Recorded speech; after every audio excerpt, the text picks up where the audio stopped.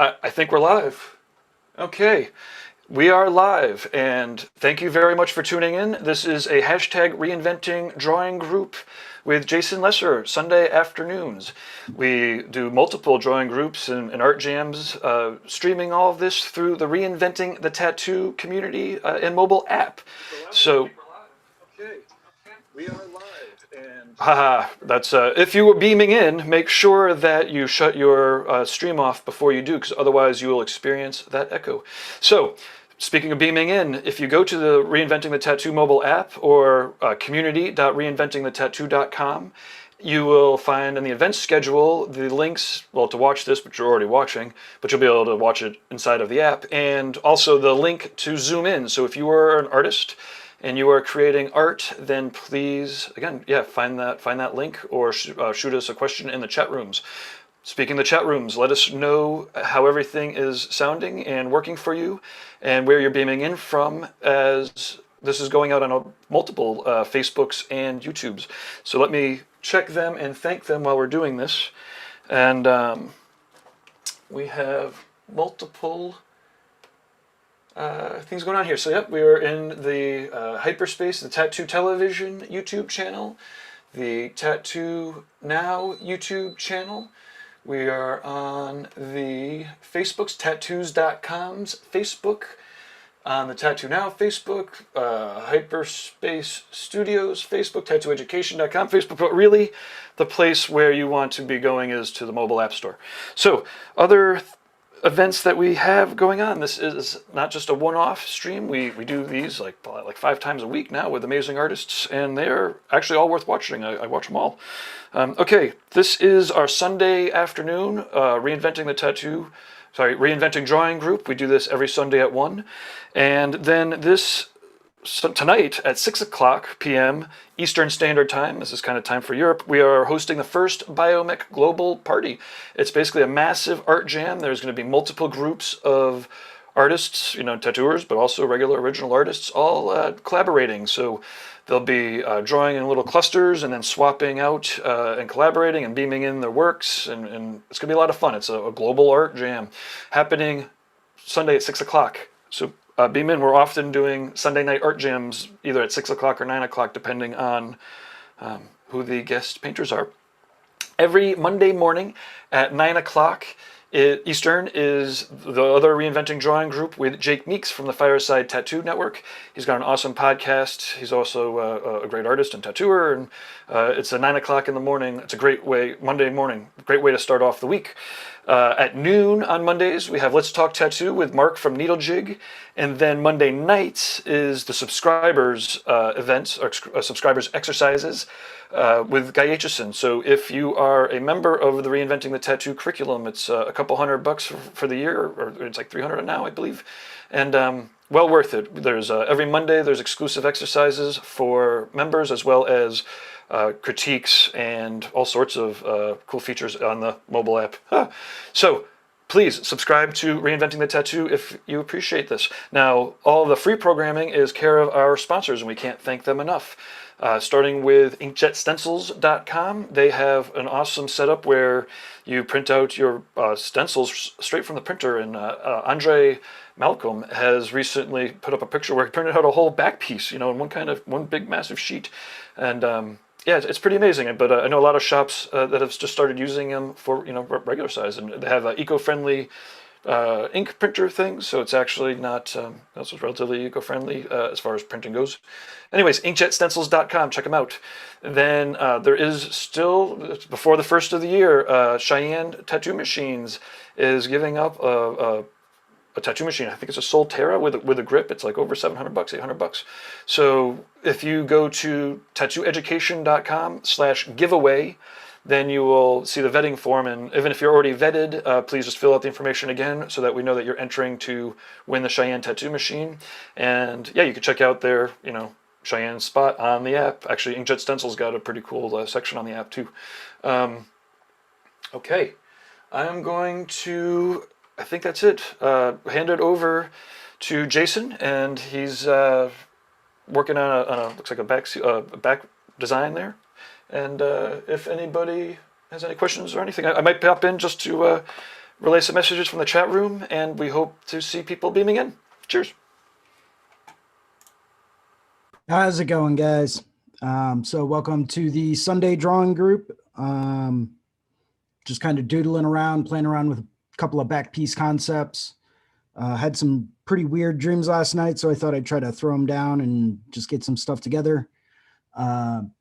Just working in Procreate right now, just, sketching some stuff up. If anyone ever has any questions at any time, feel free to ask. I've got just about like every chat box up from every site that I think it's streaming to. So yeah, feel free to go ahead and ask how things are going. So I'm just going to start off. I had this crazy concept of this really crazy snake and waves back piece. So I think I'm just going to start laying that out. Also, I'm going to throw myself on here real quick again because I was so excited about the tattoo machine workshop that I completely the last announcement. Tony Urbanek, I just got off the Skype with him. We're going to be cutting a video. He's doing an awesome how to build a Paul Rogers style tattoo machine series of workshops. It is 8 2-hour webcasts where he's going to go through and build a tattoo machine with you. The goal is to do this from as few parts as possible, and he's got a list so that you can scrounge up all the materials, but for an extra $150 I think he will send you the parts if you're not able to scrounge them in the time. Anyways, if you get to reinventingthetattoo.com/build a tattoo machine, then you'll get more details and you'll be able to register for that. So yeah, thank you very much, Tony Urbanek, for letting us get a peek into your mind. And it's great. If you don't know Tony, then yeah, you will soon. Okay, now I'm in the background again. Cool. Well, thanks, Gabe. So yeah, like I said, I'm just kind of laying some stuff out. I always end up second guessing myself as far as like, okay, well, how big do I want this to be? How do I want it to sit? How do I want it to flow? Does this have the right flow? I always try to make sure that I have certain things in certain spots as far as large scale tattoo design layout goes. I'm sure we'll probably be getting other people that pop in here and making cameos. Last week's was awesome. Actually, I had one of my heroes pop in, a guy by the name of Brian Donovan. He works out of a little town called Hatboro in Pennsylvania. Phenomenal tattooer and artist. Really, really awesome dude too. So if you guys ever get bored, feel free to look him up. Yeah. So like I said, if anyone's got any questions, feel free to make a comment or ask away.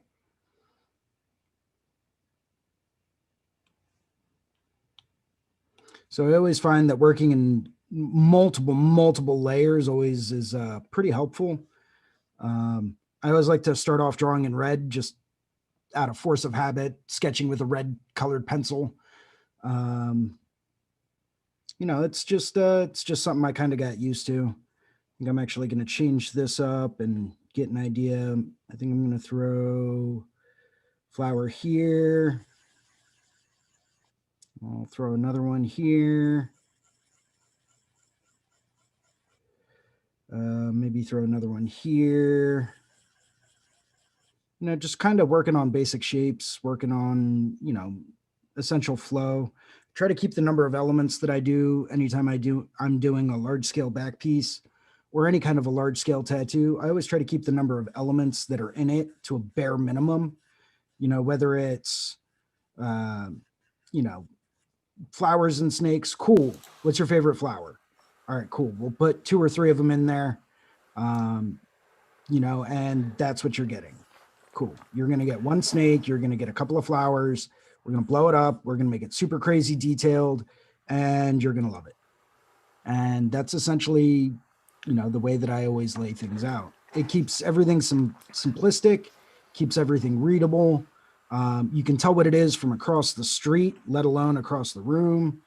If any of you follow the Fireside Tattoo podcast, they're always talking about doing the the rule, and I forget what the name of it is exactly, but it's like the 3-13-30 rule, where it should look good from 3 inches away, 13 inches away, and then 30 inches away. I think it's something like that, or maybe it's 6 inches, 16 inches, and then 6 feet. I forget exactly, but the base principle stands. It should look great close up, and then it should look great from a little bit further back. And then as you're across the room, you should be able to see the composition. It should flow well with the human body. If you're not familiar with your underlying muscle structures and your visual points of interest on the human body, something you may want to look up. There's plenty of resources out there for it. And it's something that's always helped me out throughout my entire career. I've been, researching and focusing on, large scale tattoos for quite some time, put in some work, put in some effort, and it's just one of the kind of things that I've picked up on. I was going to work on just a small flower today, but kind of decided against that and just decided to start doing something different. I think it would be pretty fun to have one day a month where everyone's working on back piece designs. I know that that's one of the rituals I wanted to get going at the shop back in the day because Adrian Lee, he's always had a back piece day going on. So all the clients that are at the shop are all half naked, where they're getting their backs done, and they see the progress on other people, and it's encouraging large scale designs on the backs is cool. Hey, so we have Melissa Sink is in the chat room. She says good morning all. She's not arting at the moment, but handling other tasks and getting ready for the day while watching. Morning, Melissa. How's it Looks going? like there's Seth, more viewers happening. Seth's in there too. Hey, Seth. Seth, I think he's from South Africa. He's a regular. We've got Atomic Injections 47. I did actually finally get your subscription hooked up in the app, so you might just have to quit out and come back in if you're not all set. We had a couple hundred people watching on the tattoos.com Facebook, which was pretty sweet. That's pretty awesome. Let's see here.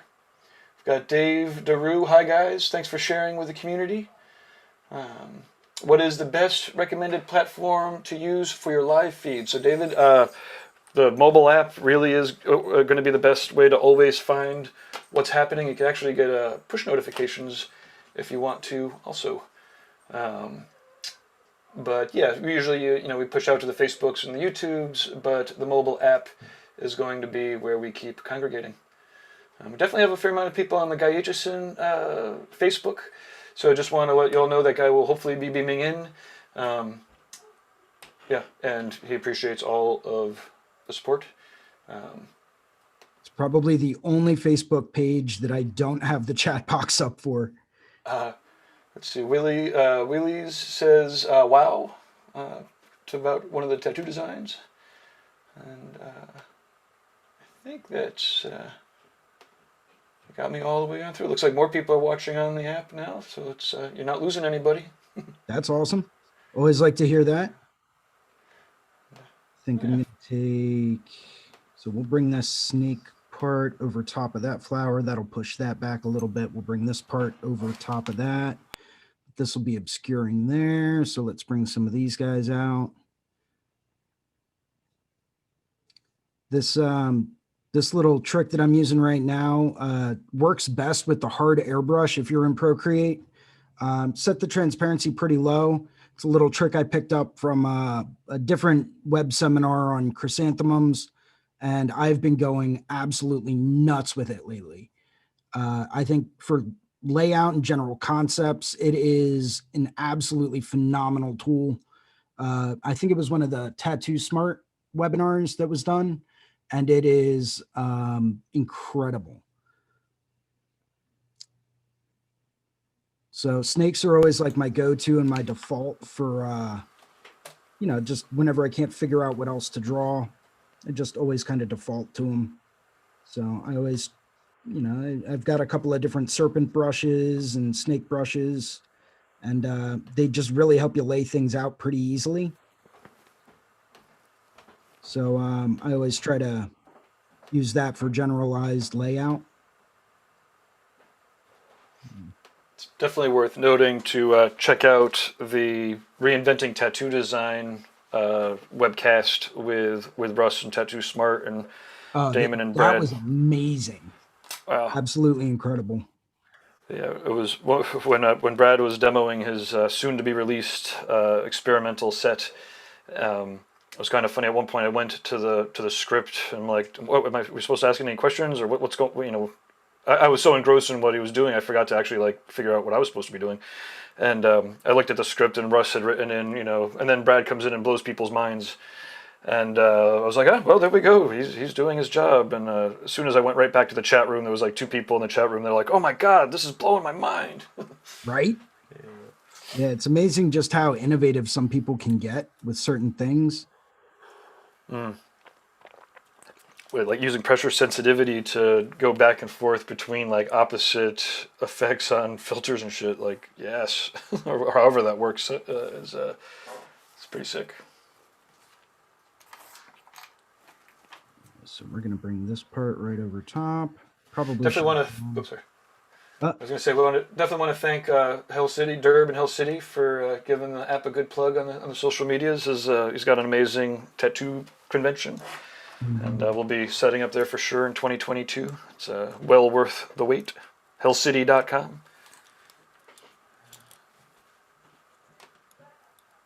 Have you ever been to the Hell Cities or? I have not. I have not. I have met Derb at a couple of different shows like Puerto Rico. I keep talking Yeah. about the Puerto Rico convention because to me it was just such an incredible experience. Um, I was there and literally sitting around and standing around with some of my heroes in the industry, you know, just asking myself, why am I here? Do I really deserve to be here? Like, it I had a little bit of an aha moment with a couple of people. But all in all, it was just a great time. Highly recommend it. Very, very high caliber artists that work it. And Derb's almost always there, which is amazing. As well as a whole bunch of other guys. Yalzi's always there, and Yalzi is just an incredible human being. Um, Yalzi's got more tattoo knowledge in his head than I think a lot of people do right now. I mean, there's something to be said for getting tattooed by Horiyoshi, you know, and, I think it's like 60 some odd other people that he's been tattooed by. But super awesome dude, super friendly, super nice. We were having a debate one time, I think it was actually at the London show, where we were going back and forth about, well, who do I think is the better artist? If I had to pick between either Dali or Picasso, which is a really phenomenal and fascinating just debate you can have with people, because you're looking at two experts in the field, and you turn around and you say, okay, well, they're both incredible, but if I had to pick one, who would it be? And it really makes you stop and look at things from a different perspective, because there's pro and con arguments for both of them. And whenever you can come up with someone that, can really go through and debate both sides of it, it always makes for a really engaging, really interesting conversation. Yeah, art fights. Yeah. I definitely had a amazing time down at the Dolly Museum in Florida. It's pretty out of control. Yeah. I won't ever forget one of my first trips to London back when I was, sure, this was what, 15 years ago, 16 years ago. Won't ever forget it. They had a pop-up Dali Picasso joint exhibition in London, and it was unbelievable, absolutely incredible, just insane. I mean, they had a lot of like their earlier unknown works. So like they had an example of Dali's lobster phone, which not a whole lot of people have ever even heard of. A lot of his original sketches for some of his most famous paintings. It was just absolutely mind blowing. It's fun. Part of the reinventing app, I get to fill in the art history section So once or twice a week, it's fun to kind of hunt down and add people to it. And often I'm just picking names that people bring up off of off of these streams. It's kind of cool to see people sign up. Brian Cook just signed up. He's a pretty cool artist. See him around the internet. Now, are you using the any of the techniques that Russ had in that Tattoo Smart? Yep. The technique I'm using right now with the hard airbrush and the transparency settings to, just get a rough layout for chrysanthemums.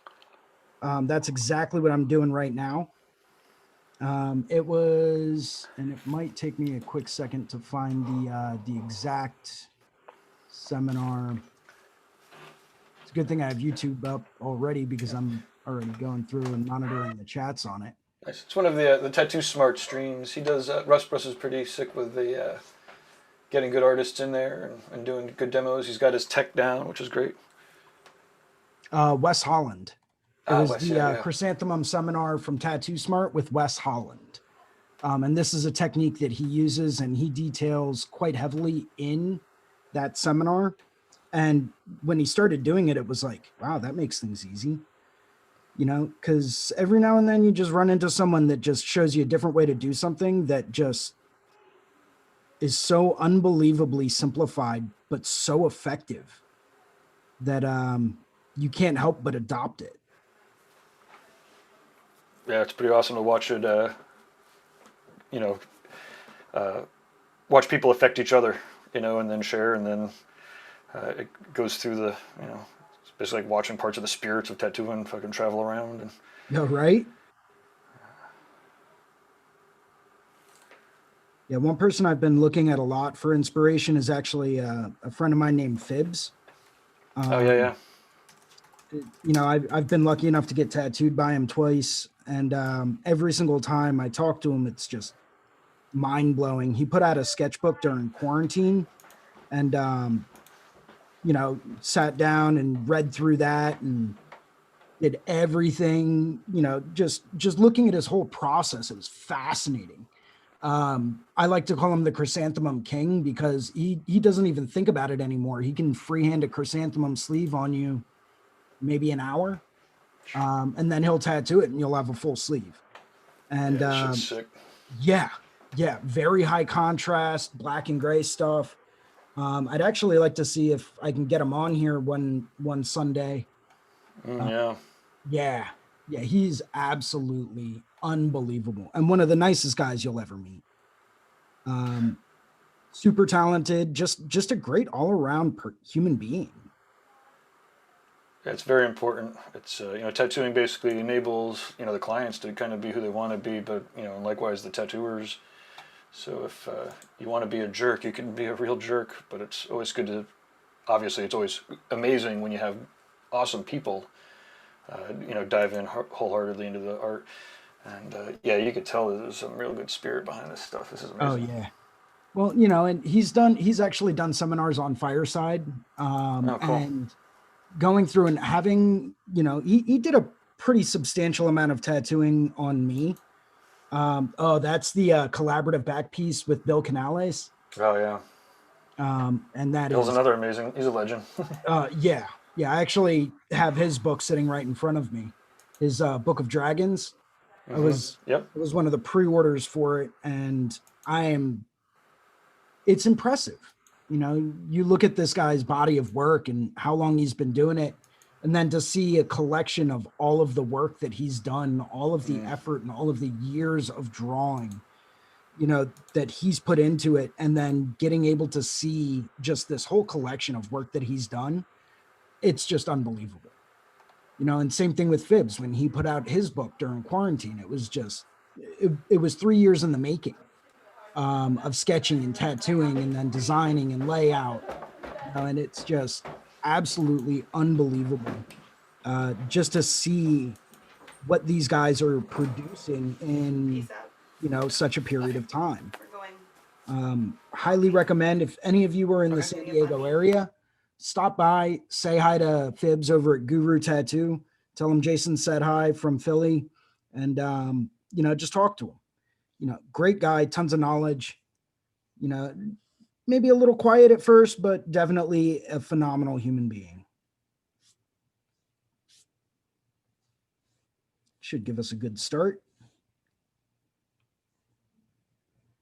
So let's go through.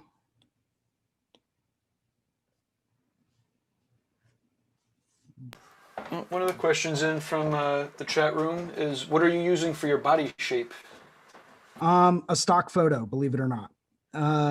Just did some stock photo, or did a stock photo search of, I think it was just like female back, or female back model.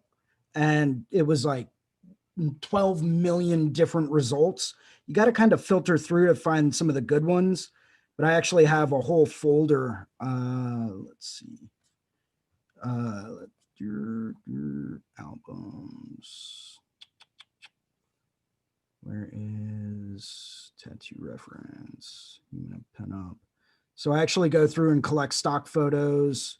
A lot of these are just facial references and expressions that I found that I like. There's some really great 3D models out there. If you do a hunt for female body 3D model, you can find different people that'll sculpt different things, different angles, proportions, once again, expressions. Like, that's a classic photo. And when you look at that, you just can't help but capture the expression. Different light sources, illustrations.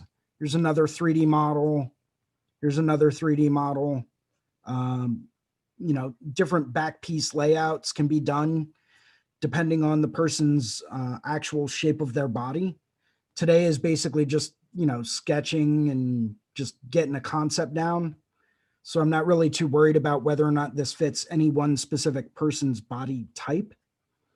I'm just kind of going through and just doing a quick mock-up just to show people what is possible, what's out there, what I can do for them, something that could potentially turn into a back piece. I've already got, I think, 3 or 4 on the line right now that I'm currently in the progress of working on. But I love large scale tattooing. So yeah, I think it all comes up to each artist's individual preference. I know some artists that absolutely hate doing large scale tattoos. They prefer to do quicker, more individual one-shot tattoos, start to finish, to completion, bing, bang, boom, they're done, they're out, and they get to see it from concept and stencil all the way through to finished piece.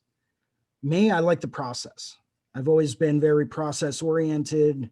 I love being able to go through and, actually just see the process evolve from client coming in, looking at the initial concept, or coming in with their own concept and then going back and forth with them, seeing how it evolves, seeing where they want to take it, and then going through and building bit by bit by bit. And seeing the finished product during that last and final session, it's incredible. It's absolutely incredible because you're then transforming someone's body forever. And to see the final piece when you can no longer from a distance really make out the shape of the human body, I think that's just unbelievable. Gabe, you had mentioned Adrian Lee. Absolutely incredible. Yeah, I'll fire up his shit now. Absolutely incredible large scale tattoo designs and concepts. He was part of the analog, or he is still part of Analog Tattooers. Yeah. Oh, not that Adrian Lee. Yep. No, I think that's a different person. I don't think it's a tattooer. Yeah, Analog Tattooers. Yeah, he was a old new school. It was a new school collective back in the day, but yeah, this shit's. Let's see here. He put on an art show a while back called Suits Made to Fit. Yeah. And I still have the original copy of that with the DVD walkthrough, and seeing what he can do with the human body and how you really just lose the form of the human body and you're just solely focused on the artwork is, to me, is just mind blowing. That's someone that has just honed their skill to such a point that, you lose the fact that you're looking at a tattoo. Yeah, I'm playing this video now in the background. Yep. Very long process, many, many hours.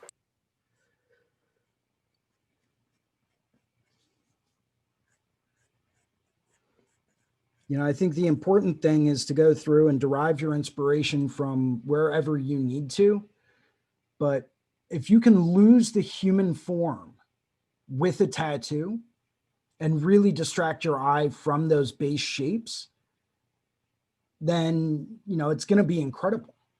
And it's going to make that kind of an impact and that kind of a statement that large scale tattoos are meant to make.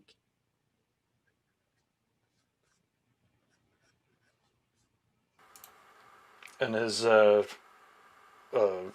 dedication to documentation is just out of fucking control. Yeah. Like, he's always had like the best photographers that are doing like full wraparounds and massive books, fucking fold outs left and right. Yeah, I have his bodysuits book, which is two huge volumes that are all fold outs. Yeah, let me go get it. Yeah, it weighs 70 pounds. I didn't think it would be I didn't think it would weigh that much, but it's absolutely ridiculous.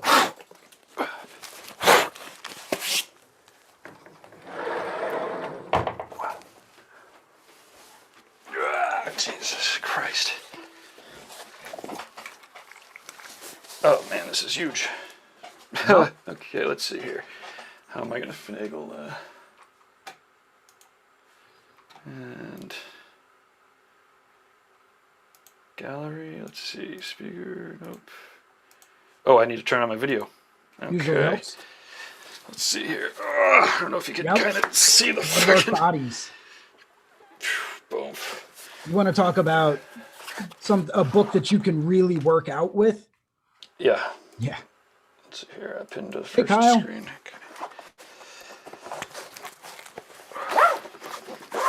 Welcome aboard. Okay, so. Yeah.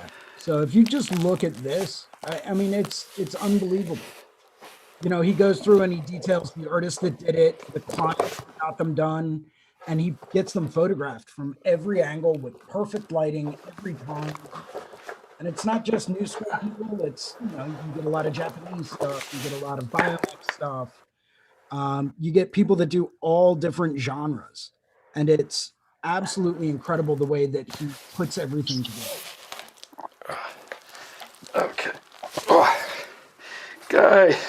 Hey. Oh. What was it? Okay. Hey, Guy. Hey, Jason. How you doing? Doing all right. How about yourself? Oh, survived the holidays officially. And pretty jazzed about tonight's thing. Yeah. And yeah, right now I'm just dropping in to say, hey, I'm going to work for a few minutes on the same thing I was working on last time because it's still not ready for me to send back to Killian. And that's this sort of landscape-ish. I guess I'll do a quick scan on it so you guys can check it out. So yeah, it's this kind of waterfall cap landscape thing. I feel like the contrast really needs a lot more range. Like the darkest shape in the foreground isn't that much darker than the darkest shape way back here. So I'm going to do a little bit more pushing in that direction before I send it back to Killian. And I'm going to trust him to tweak the colors on this because we've lost quite a bit of the color saturation in the course of me glazing over this with these blue whites. There's some pinks and reds way in the background, and we need some of that to offset all these blues and turquoises. So that's where this is at, and I'm hoping that after today, I'll be ready to mail it back to him because I got a couple other collaboration projects that I need to get back on. I think the thing I'm working on with Ty McEwen is in the mail. It should be here in the next day or two. And then I've got something going on with Mike Cole that is fairly epic, and I'm going to need to carve out a little bit of space for that. And what you working on? Just a back piece concept. Nothing crazy, nothing, out of the ordinary. So you're basically taking a mum and going really huge with it. Is that what that? Yeah, I got a couple of them in there. Yeah. Just focusing on getting a snake, wrapping around it. You know, It's just great to work. sketching and doodling. It's great to work that way sometimes, where you're like the mum, instead of thinking linear, and figuring out all the outlines for it. You're just sort of buffing it in there, and I think that's a more intuitive way to explore using the space. And then, of course, once you get that kind of agreed on with yourself, you can always come back in and figure out where the exact lines go. Right. It's something I started doing a little bit more of in the past few weeks. Is just going through and blocking in shapes, keeping everything pretty rough until I was finally ready to say, okay, this is definitely going to go there. That's definitely going to go here. Here's where this is going to go. And I really like some of the results that have been coming out of it. So it was a different way for me to look at things, and started to apply it, and it's been working pretty well. Yeah, it's pretty contrary to how tattooers are taught to think, and it's something that I always struggle with a little bit, unless I'm painting, of course, where then I can just kind of pound it in there. But I follow a couple of different concept artists, and they seem to think a lot differently, like movie concept artists. Mm-hmm. And my favorite one being Alex Ruiz, and he's featured in the Biomech Encyclopedia and showed some Photoshop tricks. But yeah, just seeing how fast these guys can block stuff in and just hammer it together, and you look at it and there's not much to it, but it suggests so much because the lighting and the atmosphere is right, even though the shapes themselves are vague and the outlines unformed. Holy shit!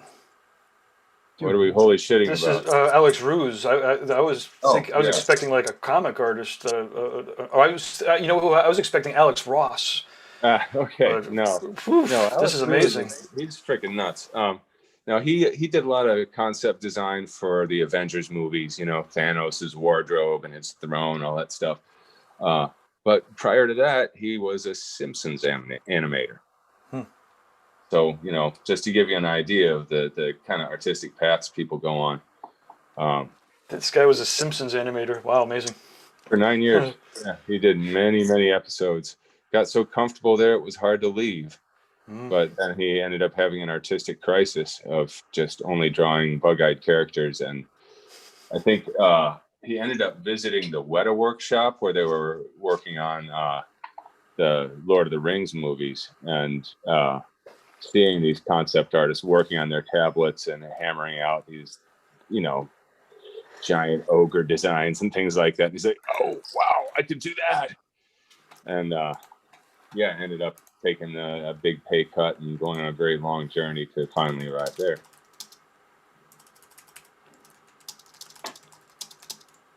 But yeah, Alex's story is in the Biomech Encyclopedia. Anybody who has a copy of it, just look under film design, you'll find him. Awesome. Hey, so Guy, while you're here, there's been a fair amount of action on the Guy Aitchison Facebook, of all places. Wow. Let's see, you've got Gerald Smith says, thank you guys for doing this. Joel says, the original artist who invented biomech tattoos. I think referring to you. I wouldn't agree with that 100%, but thank you. It's check out the Joel. Definitely check out that bio encyclopedia because Guy goes into the whole family.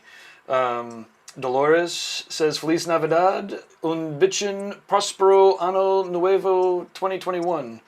I think that's Merry Christmas and a bichen and prosperous New Year's. Nice. Louis Bernard says proud to hear about Fibs, my friend from the old time in Puerto Rico. Absolutely, so, he's a great guy. Oliver says a hi from Europe. Christopher says, what are you using for your body shapes? This was for the previously. Lou Perdomo says, happy holidays and New Year, Guy. I think you know. Lou's a friend of one of my drummer tech friends. Yeah. Lou Perdomo. He's from right from a couple hours from you, maybe. Steve Neal says always brilliant. Raphael says hello from Santos Beach, Brazil. Alex Navarro just has a lot of exclamation points. I could usually, if there was a word before it, I could make it very exclamation-y, but I don't know what to do with just exclamation points. You're giving a pretty good sense of it. Okay, Steve-O Inksmith says, keep on inspiring us, brother. And hello from Wisconsin. Feliz Navidad for Utica, New York. That's from Tito. Okay. Whew. So yeah, Oh. tonight's bio party, I'm getting a lot of feedback from some South American Spanish-speaking artists. I think we're going to have a pretty good contingent of them. So yeah, that should be fun. Maybe we can.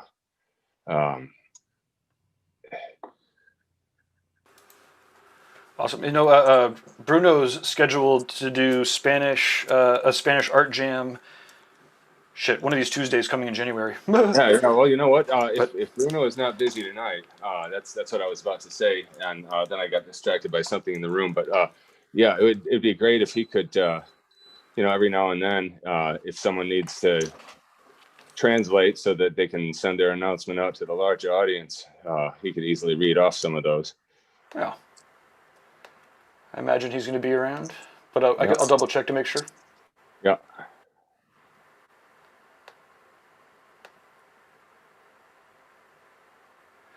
Kevin Leroy says, I bought Reinventing the Tattoo many years ago in a clip-bound folder thing. LOL. Changed the way I look at lining, tattooing, etc. Thank you.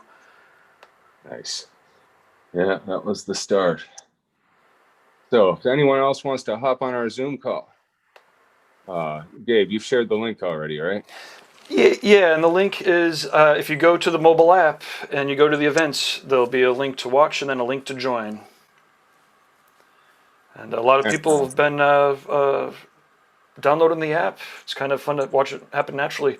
I was telling Jason earlier that I think that by the end of the day today we'll hit our 200 mark, and we cruised through that within 5 minutes of having the stream going. Yeah. So another thing I want to say is Jason, who is leading this group, he's here every Sunday, and he's very proficient with Procreate. So anyone out there who is trying to get a better grasp of Procreate, this would be a good group to hang out in. He can answer your questions. And actually, Jason, I was last night going through the reinventing curriculum and looking at the digital chapter, which as of now does not even mention Procreate because it's a few years old, right? And yeah, we'll change that. Yes, right away, in fact. And I've talked with Russ a little bit about that, and he wants to be involved as well. But what I thought might be neat is if, first of all, if you want to just help out with the basic introduction to Procreate, but I wanted to create a chapter that's like a conversion chart between Procreate and Photoshop. I think it would be very handy if you know how to use one and need to figure out how to use the other. You could use it in both directions. Absolutely. Yeah, that's it's a great way to go through and almost kind of like a little cheat sheet. Yeah. And say, okay, what do I need to do? Invert. Okay, if this is what I do in Photoshop, this is how I do it in Procreate. Exactly. Yeah, something like that would be super easy. Yeah, it's just become such the standard, and it didn't take long. The fact that it's affordable, obviously, being the big one, but also just the convenience of the iPad, and not having to have a Wacom tablet. I know Wacom really tried to solve that problem for people by making the little sidekick Wacoms. I'm trying to remember what those are called. The companions. The Cintiq companions. Yeah. Those are nice, but they were quickly supplanted by the iPad Pro, which can you imagine being the Wacom engineers and, you finally got the Cintiq companion on the market, and then the next Apple announcement comes out. It's like, oh, bummer. Yeah. It's like, oh no. But then, of course, the problem of Photoshop accessibility on the Cintiq companion, it didn't work on every kind of setup, and right. And so there were definitely a lot of issues that Procreate just immediately disappeared, those issues for people. And so, yeah, naturally it's become the standard. And a lot of people are using multiple apps now. They'll use something for generating mandalas, and then they'll bring it together in Procreate to do the final like editing and layering of their different elements. That's actually exactly what I do as well. I still use Clip Studio for the iPad. Okay. For like a lot of my mandala work, anytime I need a repeating pattern, and even sometimes just to go through and work on layouts in a little bit of a different setting, I'll use that. I just find it to be a lot easier to use, and it has the right type of mirroring functions for very quickly creating repeating patterns, mandala work, anything of that nature. But I always find myself exporting it from that and throwing it back into Procreate to really fine tune a few things and, just put some bells and whistles on it. So very loosely related to this, just before I forget, because this is one of those questions that's been on my mind for years and years, is does such a thing exist as a 3D mandala maker where, okay, we used to have this app called Terrazzo. Terrazzo was great. You would just, you would tell it how many, divisions of the 360 degrees you wanted, a 6 base mandala, let's say, and it would give you a wedge that would be, in the case of a 6 base mandala, a 30-degree, triangular wedge. And then you would import your source image, and whatever is inside that wedge would just get multiplied around, right?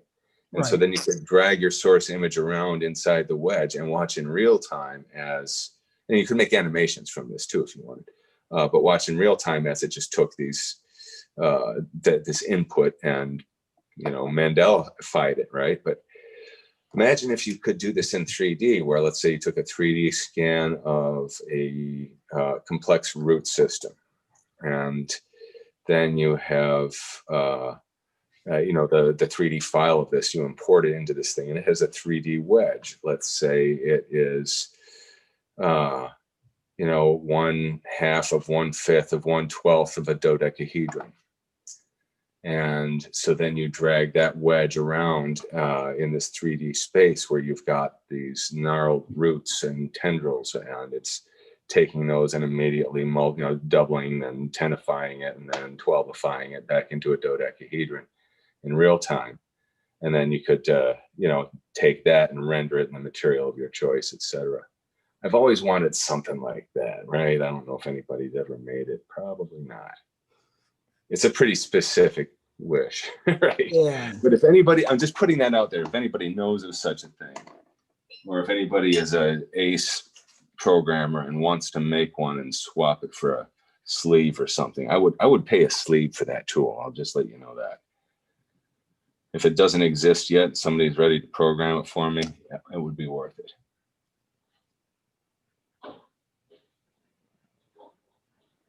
And you could have it multiply up into all the major platonic solids or whatever other kind of easily subdividable solid that you could you wanted to program. You just have to figure out the wedge. I'm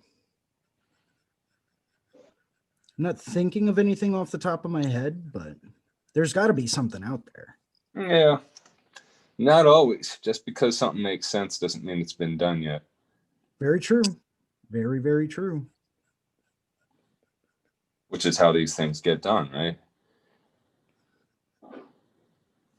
Yep. All it takes is one person with a really, really great idea, and then one other person to actually make it happen.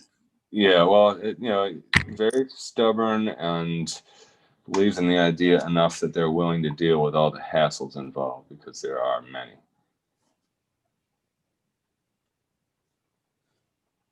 It's funny though, not to get all, far off into philosophy land here, but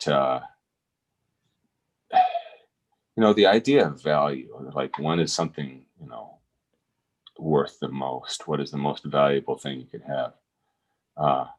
It's funny, people are always trying to game that, figure out a way of cheating that system.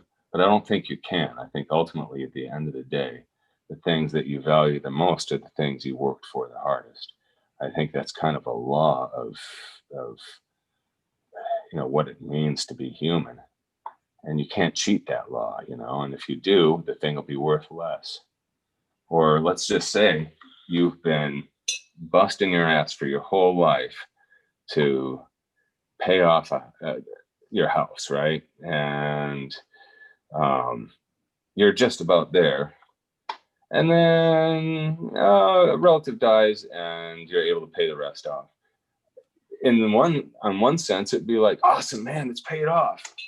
On the other hand, it almost like trivializes all the work that you put into it up until then. I don't know. It's a weird thing. Oh, I agree. I would agree. I think that we value things more when we have to earn them. And the harder we have to earn them, the more they're worth. And I don't think that there's a way of working around that. And so that's why I like to choose things that are extremely hard, that take me a long time, that have a real long uphill push. Things other people wouldn't bother doing because they're just too way out there. So there's not any competition. But I have to just keep pushing because it's territory that it doesn't have any easy paths going through it, right? And so I choose these things knowing that they're going to be hard. The encyclopedia, I knew that thing was going to be hard. I don't know how many years it took off my life making that thing. But I like stuff like that because at the end, it's there's a satisfaction you can't get from easy stuff.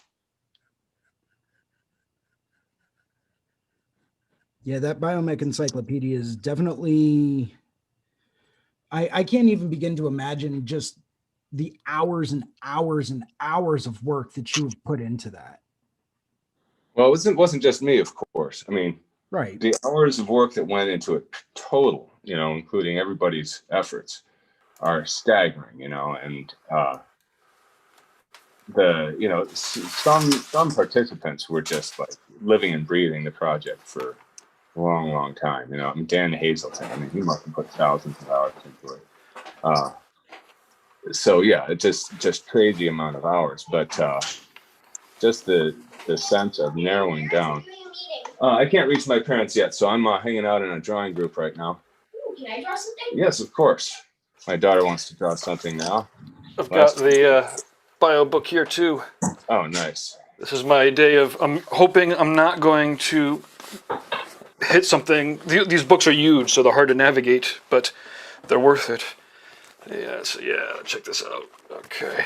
Well, I mean, you may navigate just in terms of physically handling. Yeah. Physically, I'm just like it's a big book, and I'm trying not to smash my computer.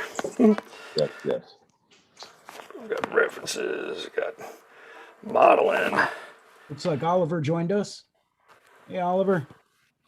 Hi. Oliver from Germany.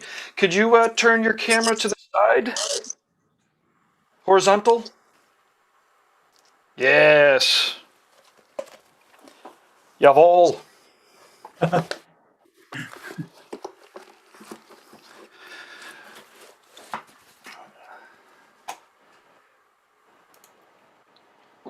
And here, I'll spotlight you and you can show us what you're working on.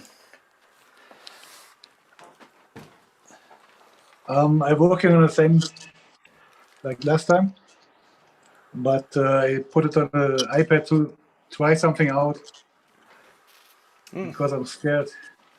It has really nice flow from a distance. Looks beautiful. It's a bit confusing, so I try to put stuff in the dark to make other stuff stand out more. Very Yeah. nice. So that's very the same cool. one you were working on last time, right? That you've just taken it a lot farther. Yeah, I put oil on the top. I'm Oh, yeah. trying to do with oil. So maybe you can see it. Yeah. Yeah, looks great. Amazing. I'm not really happy right now, but I'm scared to fuck it up, so I have to try stuff on the iPad. Yeah, if you can draw a mythical creature in this draw. Absolutely. Yeah, I have to say that is one of the incredible things about working on an iPad is you can just take a quick photo, you can make some adjustments and try things Yeah. out before you actually apply it to the canvas. Yeah, I love doing that. yeah. But I do That's want to what- say something, like sometimes you get to that point where you feel like you're starting to mess up your piece, right? Or you've done some things to it that don't necessarily feel like you're moving forward. And it's easy to get discouraged, but you have to remind yourself that you're going to encounter that every time you do a painting. Every time you do a tattoo also, to a certain extent, that's actually like normal. And so when you feel that feeling and you notice that you're having doubts and it feels like you're pushing uphill a little bit, instead of getting discouraged, just remind yourself, oh, here it is. There's that landmark. It comes up every time I do this. Okay, time to push. And then you just push and you get through it. Just like if you're a runner and you're taking a route that has a steep hill in it, when you get there, you're not surprised by it. You know it's going to be there. Okay. Yeah. With a tattoo, you have to finish it. But with Right. the painting, it comes all the time, and then it's strange, Yeah, it's good to see it like that. I've got a great question in here for Guy from the chat room, and they couldn't be asking a more appropriate person. David Daru says, question for Guy. What is your experience on the subject of cultivating patience and how to best convey or inspire that patience to your tattoo clientele as well? And I just want to pop in real quick and be like, man, I have seen you be so incredibly patient with people that it reminds me I've learned a lot. The amount of patience that you. Well, anyways, there's a question, and like I said, you can't be asking a better person. Okay, the first thing I want to say is I think it's easier for me to be patient because I feel like the kinds of people that I end up tattooing are really terrific clients, and they don't normally have a lot of the usual stupid problems. So, so it's probably a little bit easier to be patient under those circumstances. But one thing that I always remind myself is that I already do plenty of art for myself where I don't have a client telling me, what their preferences are. I mean, like any painting I do, anything that happens in my sketchbook, these things are all my opportunity for me to just express myself and do my thing and not have anybody's input. So when I sit down to meet with a client over a tattoo, I really want them to bring me something that I hadn't thought of. I value that a lot. And sometimes they're not going to really know how to say it, but each and every one of them has something like that to bring us, especially the ones that might seem a little tricky at first. And when I get these clients that are a little tricky, I might feel like at first I might notice myself feeling impatient. And so I'll screech that to a halt right away. I have a lot of internal dialogue about this sometimes. I've had a few clients that have presented challenges like this, and I always remind myself, you really like this guy. Just push through. This is the part where he gives you a surprise that's going to make a really remarkable tattoo out of it. Something you wouldn't have thought of on your own. Try to remind myself that, and generally that's what happens. And if their idea isn't necessarily awesome, or maybe you had an idea that you liked better, then the challenge is, how can I take their input and bend it around an idea that's going to work well, so that in the finished piece they can see their input, they can see that their idea was honored and respected and heard, because I think that is actually one of the most important parts of our job. Yes, we're here to make tattoos on people, but more than that, we're here to make people feel good about themselves. I mean, that is our job. And so validating them through listening to their idea and respecting the fact that they might be nervous and they might, they might feel like they need some kind of proof that you understand them. That's not a reason to get impatient. And you know, having been in this thing for 30 plus years, I've had my ego kicked into the dust enough times, you know, and eventually I think you just arrive at this place where you really understand how blessed you are to be a tattoo artist, especially if you've got a custom clientele that likes and wants your work. That we can't be such spoiled children as to say, but it could be more perfect, you know, because that's already incredible. I grew up reading art books. We had this really great series, The Great Artists, that my mom had subscribed to through the local grocery store. And every 2 weeks we'd get another one. And I was devouring these, and so many of these great artists, Rembrandt, Monet, Van Gogh, of course, all were hungry. They had lots of financial problems and life problems. And you know, I remember reading that and thinking, I'm going to do it anyway. But then later on, tattooing came along, and I've never gone hungry, even though I am nowhere near the caliber of Rembrandt or Monet. And that is a blessing. That is such a blessing. So if that means having to be patient with people sometimes when they say something that is like, oh man, they're going to try to steer this day in a different direction from how I'd envisioned it. Because I think that's really when we feel that groan happening inside ourselves. It's because maybe we've already committed ourselves to a particular approach, and they're asking us to back up and change our thinking. And it might even cost a few hours. Ouch. You're going to get paid the same either way. Double ouch. Right? But, you know, if you embrace it, you say, this is not a bad thing. This is going to make a better tattoo. Then it's easier to be patient. But yeah, there's also people that are going to push you, maybe not thinking that that's what they're doing, but you know, I have a policy. I've never, ever, ever in 32 years had to use it, where the first drawing is included in the price of the tattoo. But if you need me to do a bunch of extra drawings, I start charging you half my tattooing hourly rate for my drawing time. And I've never had to do that. And I'm perfectly happy to make minor adjustments. And if I show a drawing to a client and they have much different ideas, even though we would talk ahead of time, but they're much different ideas, might be something I can actually see in my head and I kind of like it. I'm going to try to make it a better tattoo than it would have been if I'd gone with the original idea. So yeah, there's challenges here. You know, you have to always embrace the curveballs and say this is a good thing. You know, I'm wanting this because maybe you're not. maybe it's been a long week already. But you just have to remember it's valuable and it helps you in the long run. And you know, I think that most of the best tattoos in my portfolio are the ones that people gave me the right spark. You know, I mean, it's nice when somebody tells you just do whatever you want, but to me, it's a little paralyzing.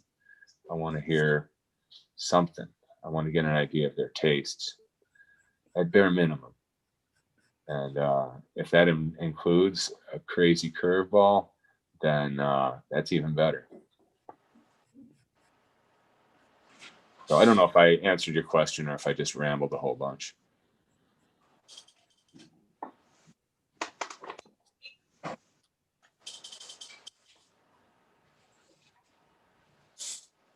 It helps if I turn the mic on. Yes, David says, nice, thumbs up. I like that drawing protocol. Thank you for diving into the question of patience.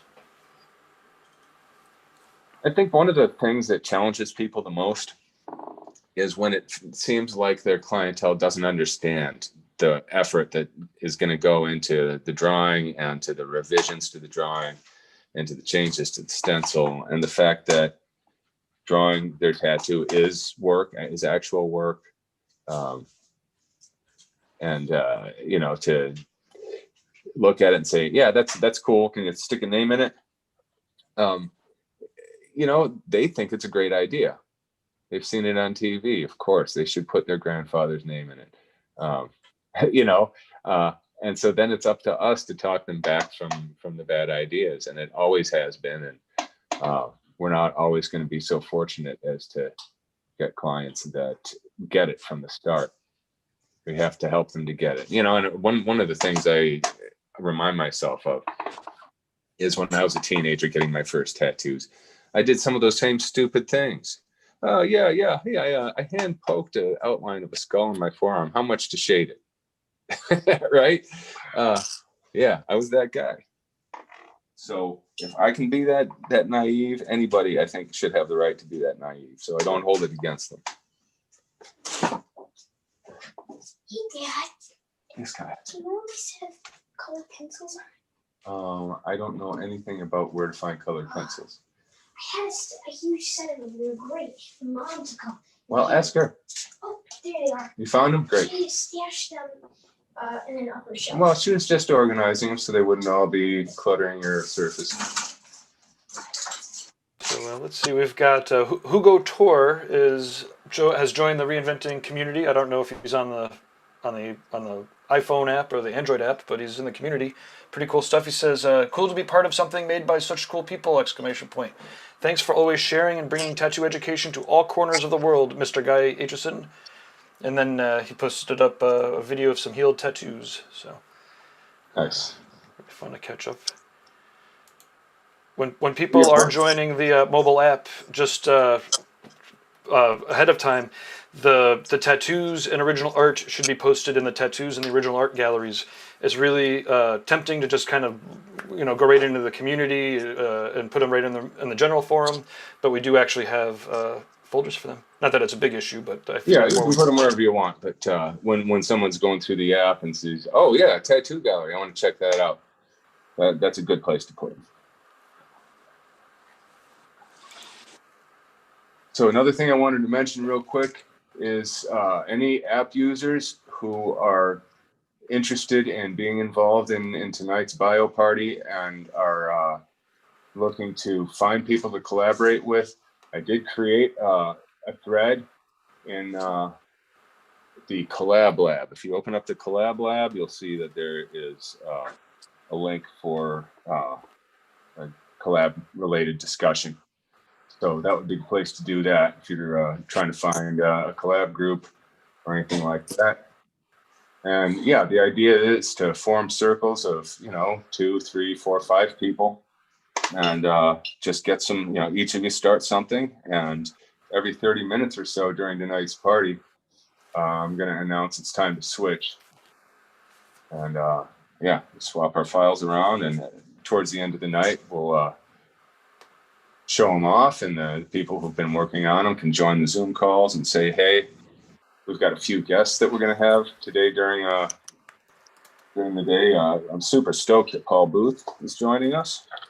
He'll be coming on at 7 o'clock Eastern. We've got Adrian Dominic coming on at 6:30. We're working on scheduling in Jeff Croce.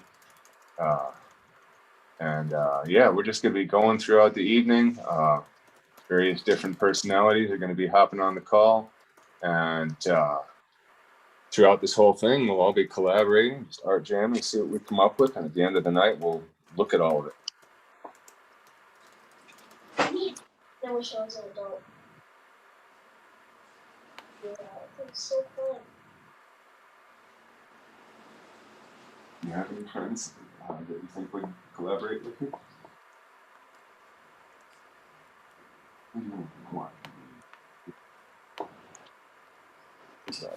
And Guy, the Collab Lab and the collaborations tonight are open for the art community in general, or just for Reinventing subscribers? I think that's for the community in general, yeah. Perfect. Hopefully I did it right so that everybody can see it. I believe you did, and it was just a question that I was just asked, and but it is also worth noting that if people have the old book or the old 3-ring binders, those don't get you access into the new subscription. It's or the new online courses and whatnot. Basically, there's a whole bunch of new stuff since then. The book's been out of print for years, right? Right. Yeah. It is worth the subscription. It's not just an electronic version of the book that you already have. It's a whole bunch of new stuff, including lots of video tutorials. But the big thing is the Monday night exercises that come with the cost of that. I lead those every Monday night, and we work on projects together, and we've been doing elemental flow this last month or so. I think tomorrow is when we're going to start our kind of finals project on that. Although I'm trying to come up with a variation on it that even people who haven't been around for the earlier classes could still be part of. So I'll be announcing details on that probably tonight during the bio party, and I'll be posting about it as well. So you're telling me the original serial number that I have from the first edition is no longer valid, even though I bought it 15 years ago?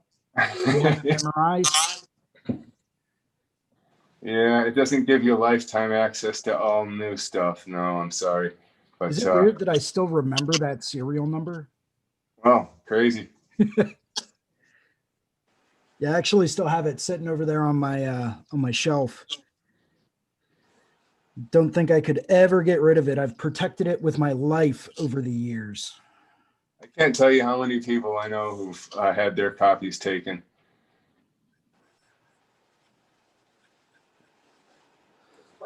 Yeah, I won't ever get rid of it. It's like a family heirloom now. It's for reinventing a tattoo.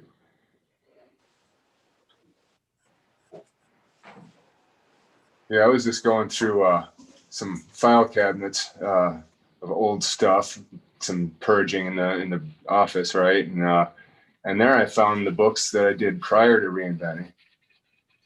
Really? Yeah. That's awesome. There was a cover-up book. There was one called The Graphic Language, and there was Color for Tattooists, and they were each about 30 pages with like 10 pages maybe of color. And they were all hand collated, kind of like the binder, except they were just in these little report cover things.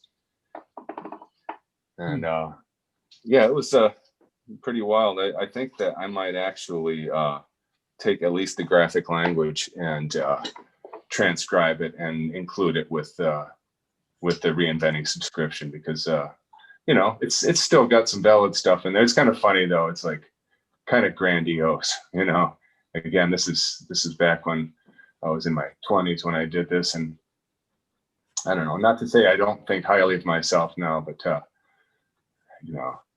I think I was a little bit more of a grandiose personality back then.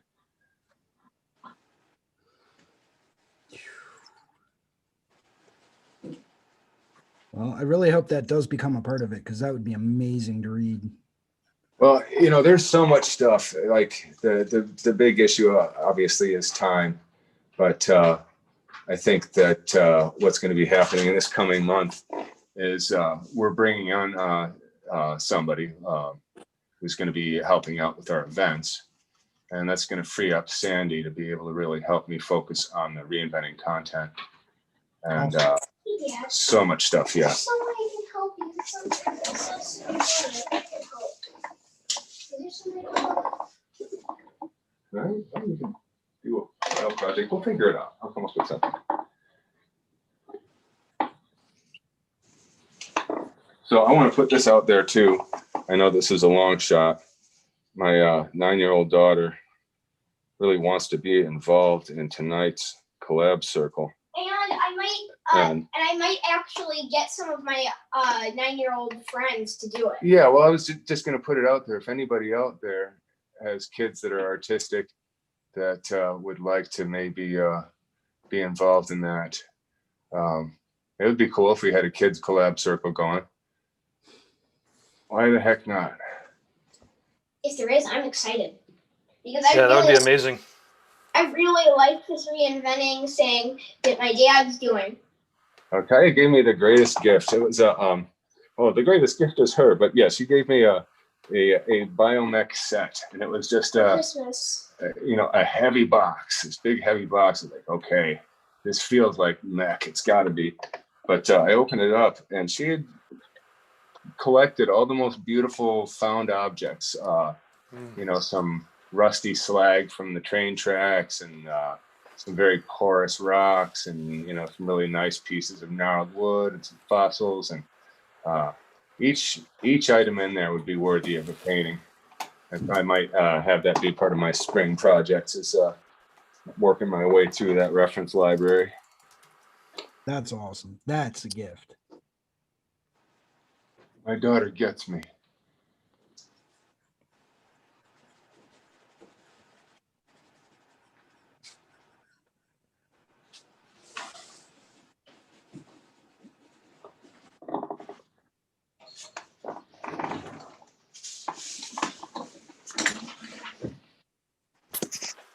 Sandy Insane in the chat room says, would love to join this biomech party tonight, but it's 7 hours later over here in Belgium. Which I did reply. That was why we went a little early, so that Marcus from Germany could start at midnight. And but there's always the replays to check out. Yeah, it is. I understand it is late, and if you're willing to pull an all-nighter, it's still doable. Speaking of Belgium, it does seem like we'll be setting up at the Brussels Tattoo Convention in November, pending vaccines and travel. But pretty excited to actually have a tattoo convention, planned to go to. Yeah, that is exciting. It's been hard to even imagine or visualize conventions for this. I mean, just the whole idea of, like, if you have to line up 6 feet apart in a grocery store. I mean, how are you going to do a convention? But, the post-vaccine world, we can't visualize it yet. Another thing I keep reminding myself is that you look at photos of 1918 and everyone is wearing masks. And then you look at photos of 1919 and they've taken them off again, right? So this could happen to us too. Yep.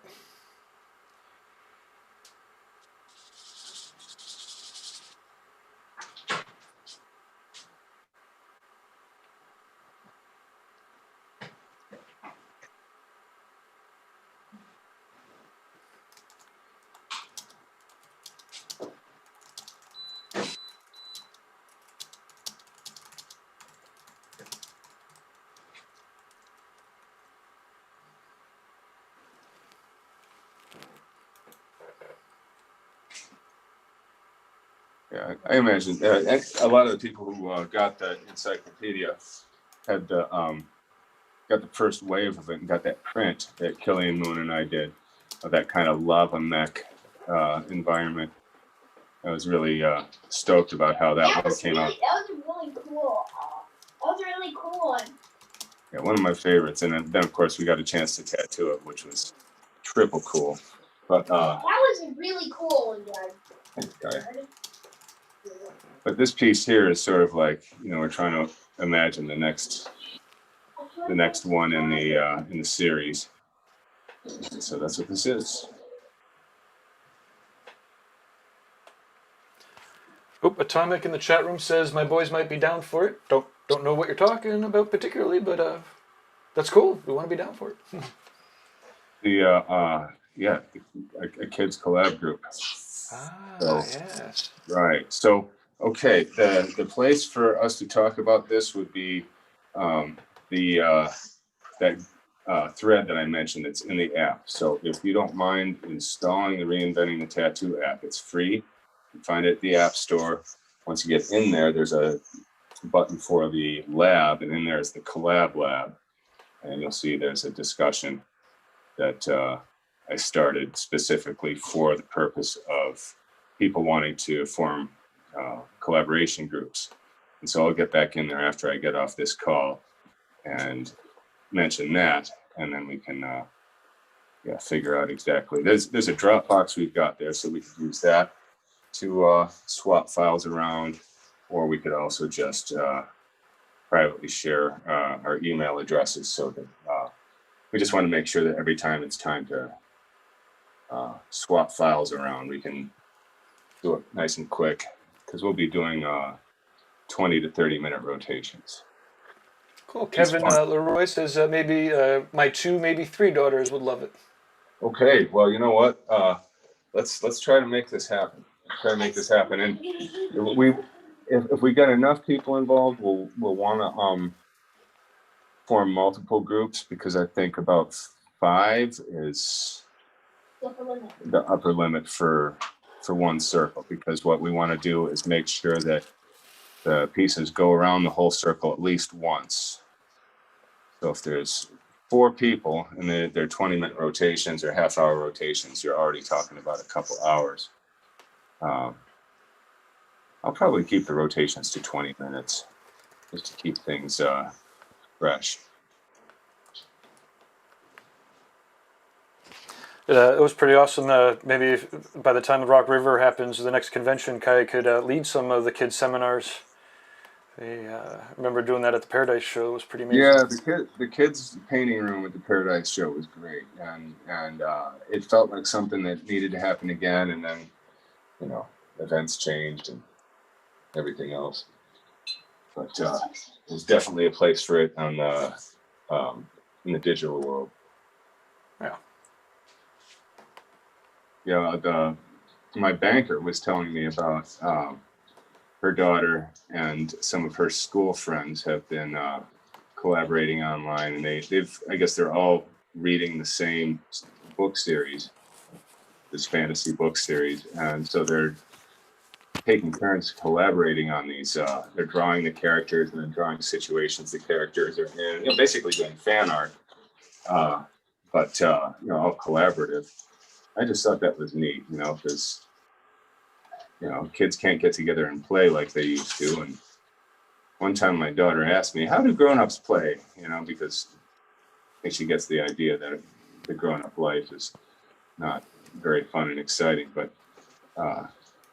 collaborating is definitely one of them. Collaborating with other artists, to me, is good fun. That is the best kind of play. And I think that kids could get into that too and enjoy it on a very similar level. All I know is I can get into that. I think I am going to get off this call now and make another. Oh, my daughter wants to finish the drawing first. Okay. I have to make another attempt to call my mom. It's her birthday. Yeah, I'm going to kind of sit back here. What I really need to do with this painting is I need to do what I'm doing with a 2-inch brush. This is my problem, is I keep pushing the value of it, but it still is. Oh, no, it's starting to resolve. I'm looking at it really small now. It's starting to resolve. Maybe I need to just darken the dark shapes. We've got a couple more passes on it. This is one of the things I really kind of obsess over, is these tiny percentages of, go 1% darker or 1% lighter. But, if you nail those things, you can feel the presence of that space. And if you don't nail it, I think the viewer struggles to, really be there. And that's what we're trying to do, especially with these landscapey kind of things, is create a sense of being there. You can see that this has got several oil glazes over it. You can see there's a little bit of mistiness happening there. I have some very, very small amounts of paint buffed down there to try to nail those percentages just the right way. Yeah, this is our art room. It's pretty fully encrusted with art stuff. Let's try his wall. Let's see what we've got going on here. We've got, oh yes, nice. Can you move the pencil in your left hand? Yeah, good one. Here's what I have so far. I'm drawing a dragon. I'm not that far in. Yeah, looks great. Very nice. A great challenge that we've been doing with Kaya this last couple of days, and this has been a blast, is we've just been giving her feelings to draw. Like, what does it feel like to have your feet tickled? What does it feel like when you've just made a gigantic mess and you realize you're going to have to clean it up? Those have been super fun. She's learning about expressionism, or I'm not sure if that's technically what that is, but how come I didn't have this bar problem before? Maybe I did. But my tripod is giving me. Oh, okay. That's why. Pretty fun to see people joining up. Of Claudio from Romania, a tattooer that works with Costi, joined. I believe it's Jason Vors. Nice. It's Voorhees Tattoos. It's wow.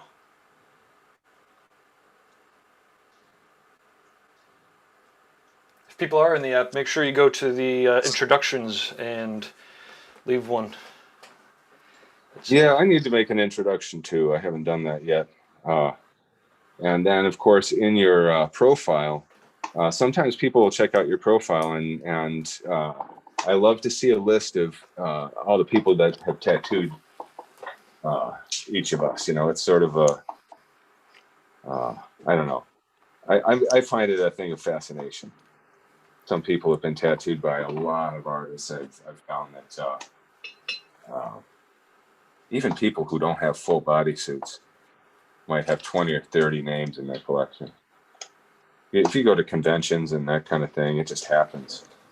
Next thing you know, you've got a little drunk tattoo from a friend, and it's awesome, and it's part of your collection, and your list grows. Oh yeah, here we go. I've got the bigger brush out. That's what I should have done all along.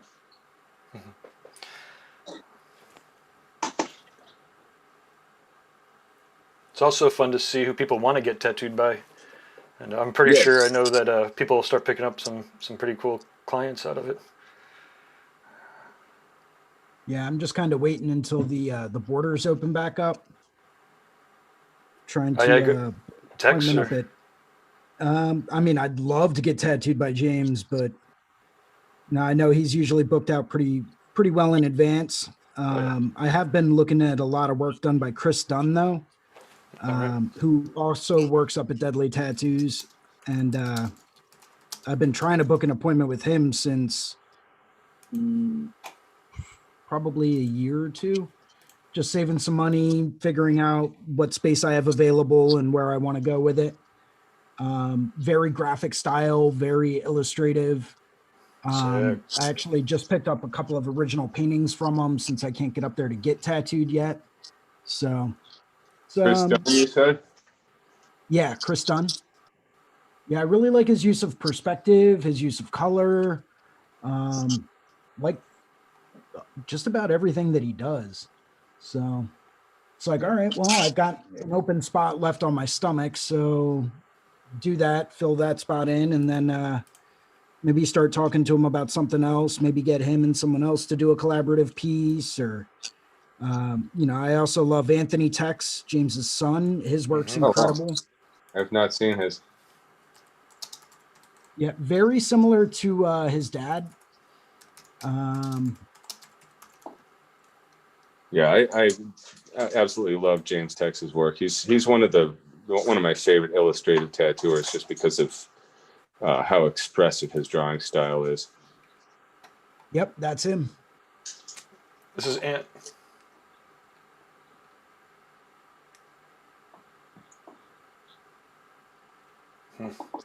I was actually I actually reached out to Chris Dunn about possibly doing a collaborative back piece with Anthony. Just scoping it out, just seeing if they would even be interested in the idea. And I figure it's something I can always toss out to them more once I get up there to get tattooed. This is James Text I'm throwing up now. Yeah, he's just crazy good, and it's the character in it. It's not overly exaggerated, but it's still so expressive. Yeah, his use of perspective alone to me is just unbelievable. And have to put on some Steve Moore here if Oh yeah, gotta love Steve Moore. Get more tattoos. His stuff is just on a whole new planet. Sure, Steve. Yeah, that particular painting, yeah, I think I remember he put it up for auction, and it raced up in price. It's just such a beautiful piece. Hmm.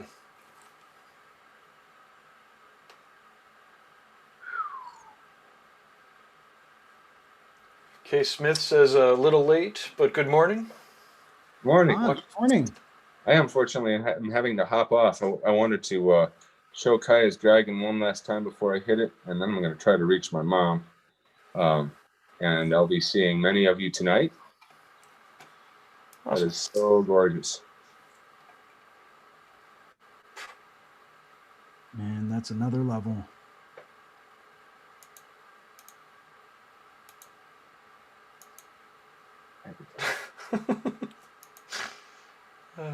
I love his color palettes too. They're so focused on, you see a lot of muted tones. You see a lot of muted blues and reds, a lot of ochre tones. And then you get other stuff that's just, it's just crazy. His color complements are on a whole new level. Yeah, that one there, love it. Just the amount of heat down in the lower left-hand corner. Mm-hmm. But that's because he hung back and didn't use any of those colors elsewhere. He's really, Right. like the chapter on reserve, that where I talk about this stuff. He goes way farther with it than I do. That's a sick T-shirt. All right, so I'm going to be hopping off. Here's Kaya's Dragon. Very nice. I think not bad for like burning through it in 20 minutes, right? She's Nice. She just draws like 4 or 5 of these a day. Some of them digital, some analog, and various different apps, various different mediums. Anybody out there who's got kids that are embracing art, all I can say is let them try everything. All right, I'm going to hit it. I'll be seeing you folks later this evening. Jason, been a pleasure. Thanks for hosting as always. Take care. Have a good one. Have fun. Catch you a little bit later. Cheers. Let's see what else we've got. Greetings from Denmark. Beautiful work. Darcy, Bob Olson, Guy, Pat B. Nice, my master from Andres.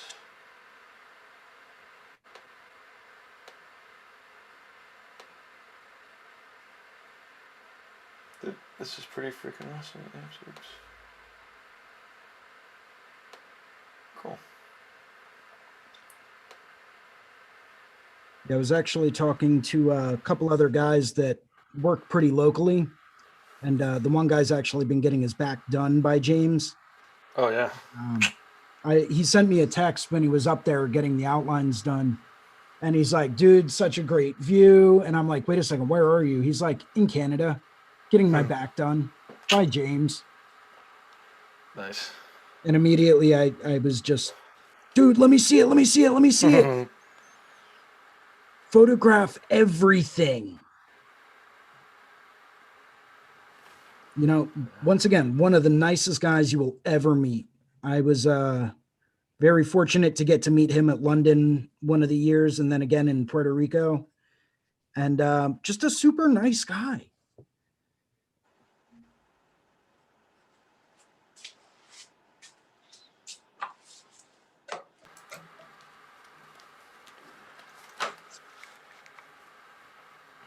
Of course, if we're talking about Canadian tattooers, we can't go wrong without mentioning Damian Robertson, whose work is, in my opinion, right up there with James, Anthony, and all the guys over at Deadly, as well as Clint Danroth. I was actually fortunate enough to get tattooed by him in London one year. That was incredible. We're looking at Damien's work now. Yeah. Sick. Yeah, absolutely phenomenal artist.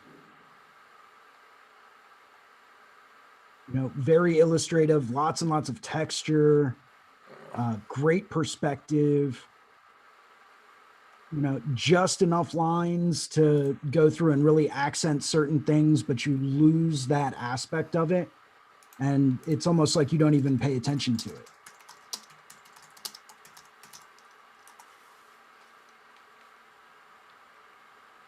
Yeah, man. Wow.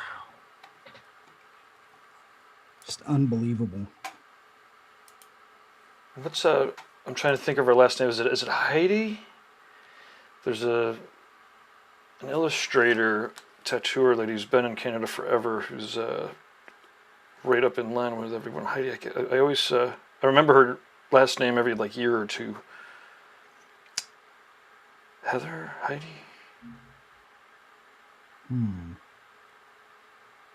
She's an amazing painter. I think she painted with did I show up Paul Booth maybe at one point? Maybe I don't remember. I was gonna say it's not ringing a bell. Then again, there are so many incredible tattooers in Canada. It's hard to keep track. Kaya's there too. She's amazing. Kaya Heitland. She's Yeah. over in Vancouver.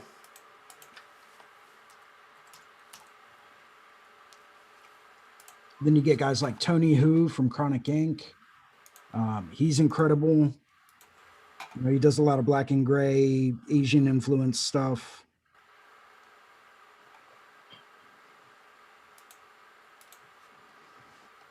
Oh, wow.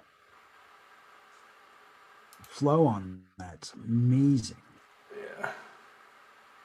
She did one of the Reinventing Live events. She's wicked smart.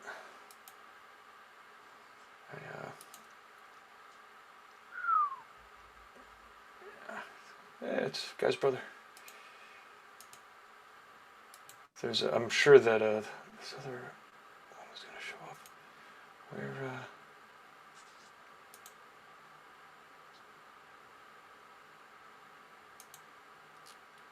I love almost the Art Deco kind of feel to it. yeah.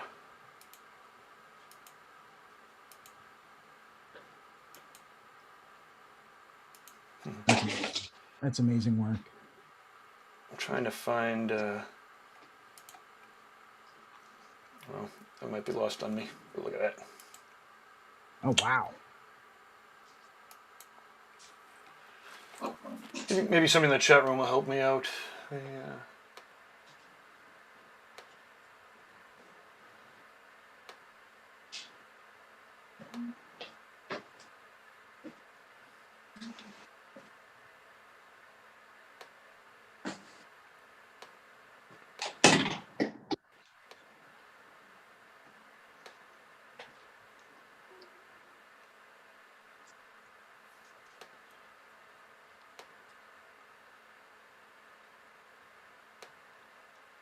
Yeah, we're getting enough action to get spammed on the Facebooks. Oh, yeah? Woohoo! Oh, spam. Gotta love it.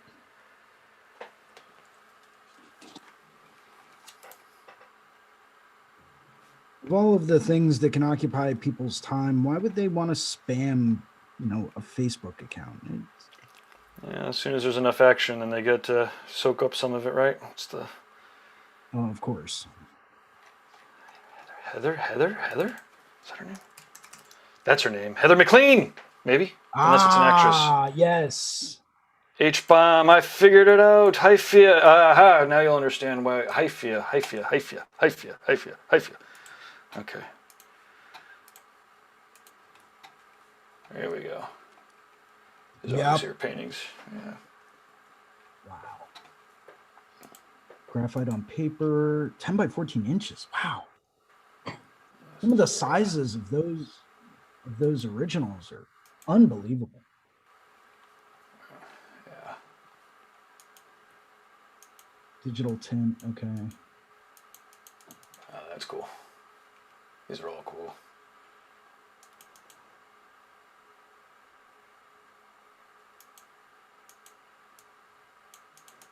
The amount of detail that certain people can get in such a small area just blows my mind. Yeah.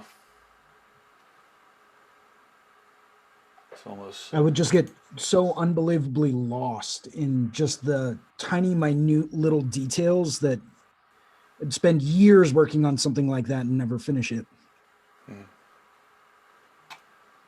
That's always been my problem, though, is I always end up getting lost in detail, and I never, it's plagued me for Lord knows how long. Huh.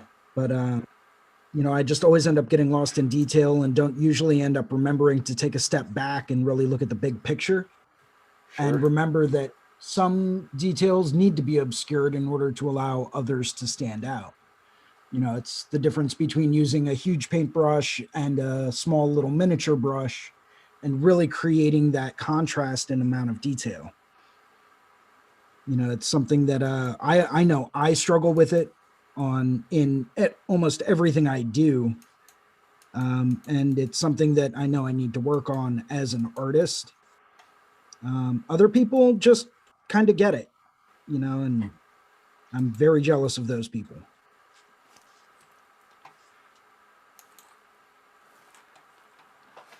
Okay. Oliver, who should we be looking up from your inspirations? Of course, Philip Bleu. Yeah, perfect. Yeah, Philip Bleu. I'm an old fan of Klaus Fuhrmann. Make. Uh-huh. Yeah, let me bring up Philip.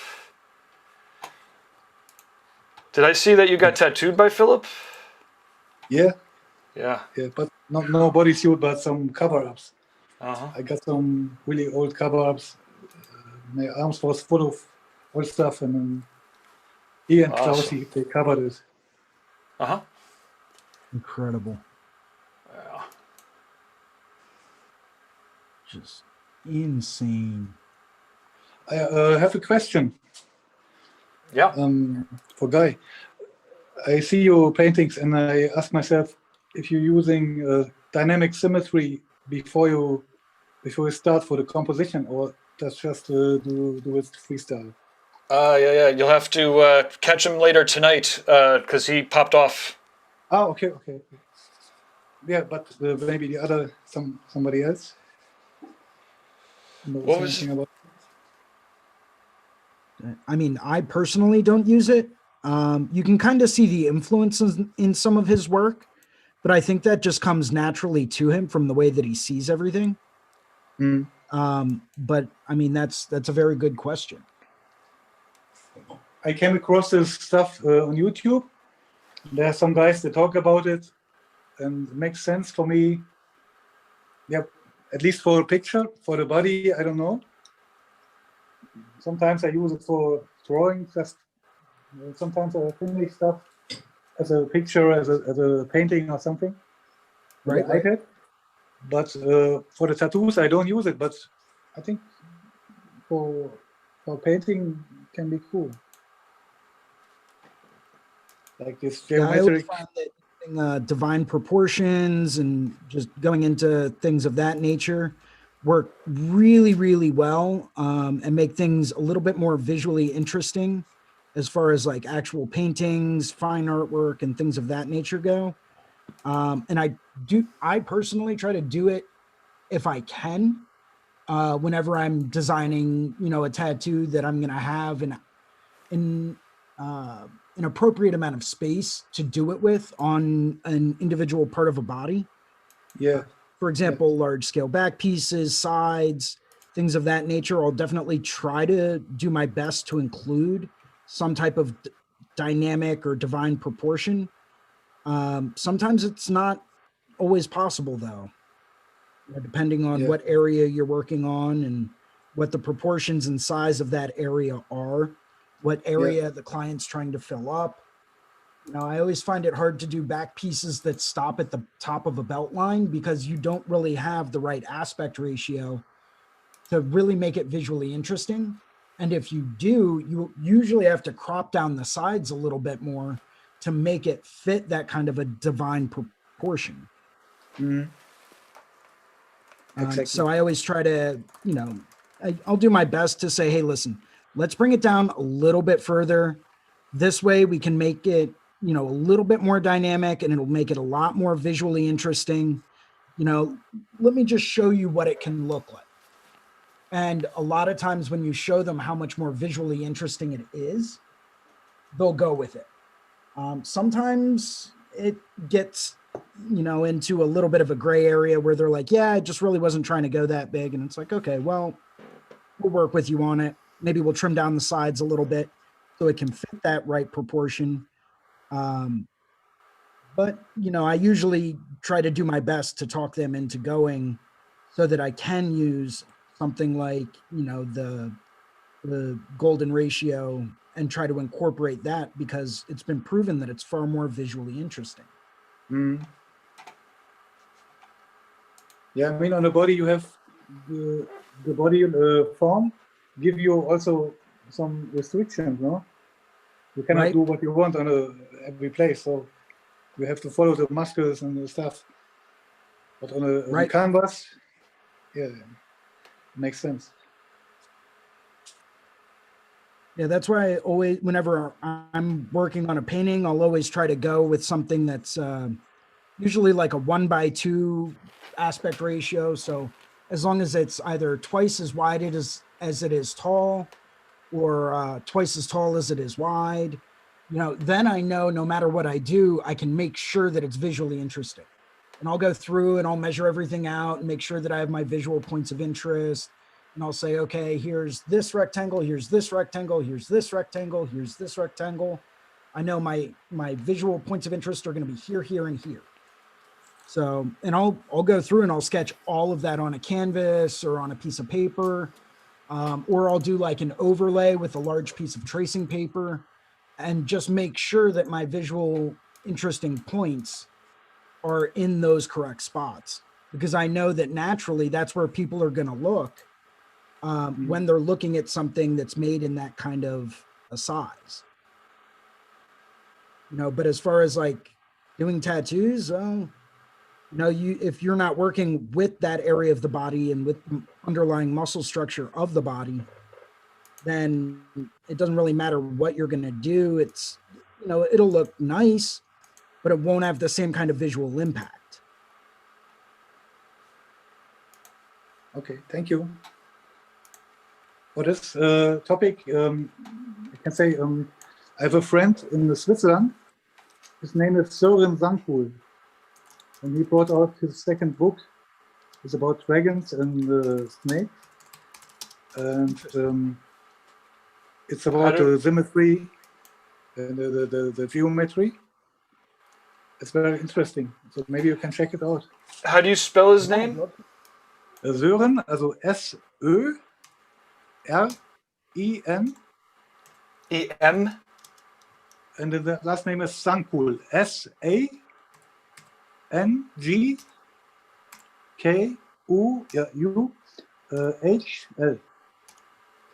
I hope it's right. Let's see. He brought out his second book, and it's about very interesting stuff. And he is so good. I saw him starting some maybe 20 years ago, and now he's amazing and very nice person. Need to find it. Let's see here. I can't find the Klaus person though, I bet. Let's see here. I don't have the name.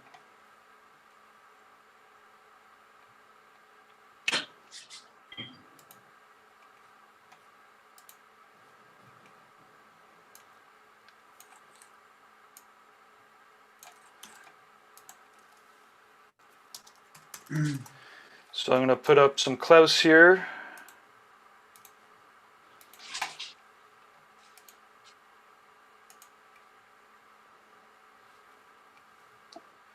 And we'll keep the stream going for maybe another 5 or 10 minutes. And then Sounds good to me. give it a bit of a break. Thanks again for everybody in the chat room. Let us know where you're beaming in from. And oh yeah, I remember checking this guy out before. Yeah. Wow, look at that.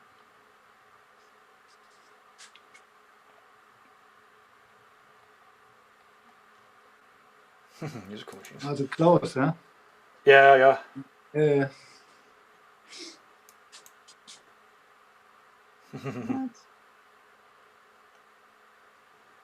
Hey, John Dix. Wow. Oh, fun. Very psychedelic. Yeah.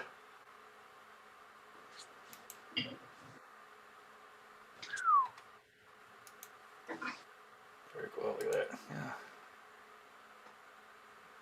Mhm.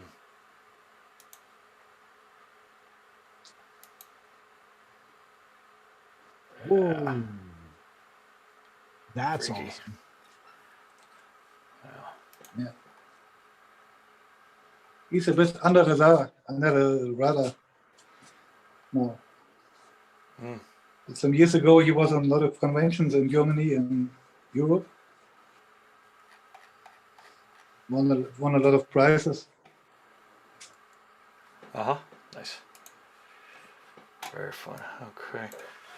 Gabe, before we shut down, I wanted to pick your brain about something. Sure thing. I was thinking about maybe starting in January, having a couple of guest artists come on and just kind of outline some of their drawing processes. Absolutely. I've got a couple of guys. Well, I'm obviously going to try to reach out to Phibbs and see if he's interested in popping in and doing that. I can't guarantee he is. He's out on the West Coast, and I know it's not going to be super late, but not too bad. Or super early. So Yeah, it'd be like 10 o'clock, 11 o'clock maybe. yeah.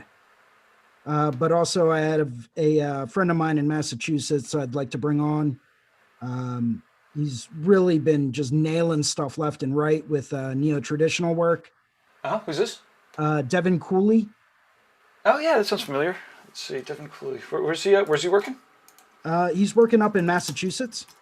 Yeah, it's my neck of the woods. I'm The wondering. studio off the top of my head, but he actually tattooed me in December.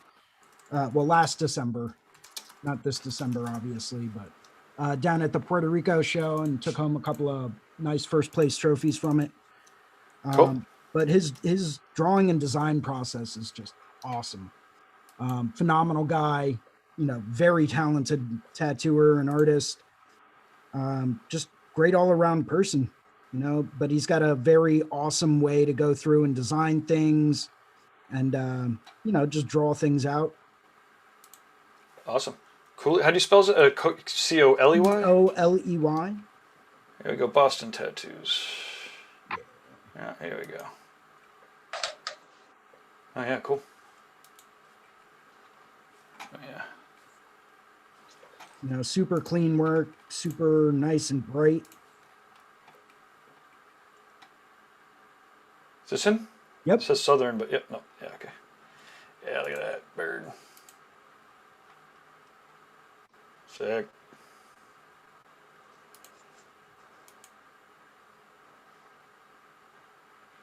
Yeah, this is my neck of the woods. I mean, I guess this is a little bit more Boston, but. Oh, yeah, nice and bright. It's Yeah, a little mix up the collaborative styles here. with Teresa Andrews. Oh, okay, collab, yeah. Boom. Just super vibrant work. Saga's fucking cool too. You know this guy. Damn it, we could just keep fucking looking at right? tattoos forever, huh? Damn, look at that. That's cool. Super clean, man. I remember seeing his work before, because, like I said, I'm from Mass, so I try to pay attention. Look at that. Howie's not badass. Yeah. Yeah, he works a lot of different shows all over. Just she super work- awesome, dude. She's sick. She works up at Venom. I know those guys too. Bam! Bam! Look at that. She's great. Look at that. Yeah. That's insane.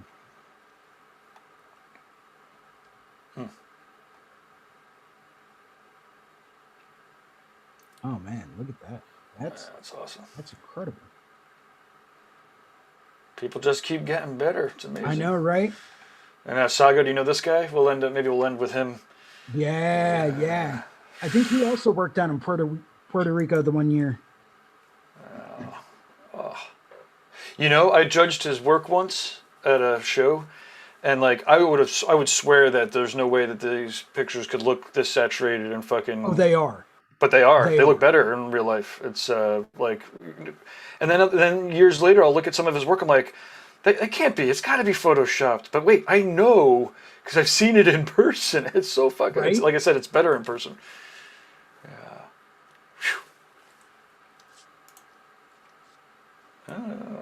Cover up action, huh? Boom. Mm. He was going to come down for the Rock River show, the tattoo convention the guy's going to put on some point. Yeah. Very nice. Look at the texture. Yeah. Yeah, we have a full Star Wars sleeve here. It's hard to see probably, but Look at that, man. 6 sessions total. What?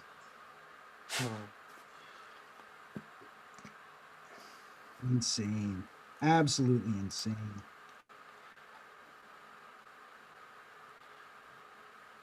Where's he's doing some cosmic work on his partner.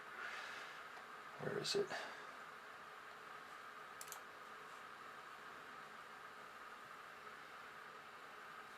Right on the face. Yes. Oof. That's nuts.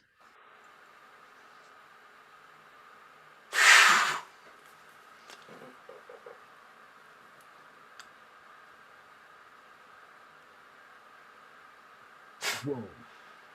Never a dull moment in tattoo world, huh? Nope. Nope. People are just getting better and better.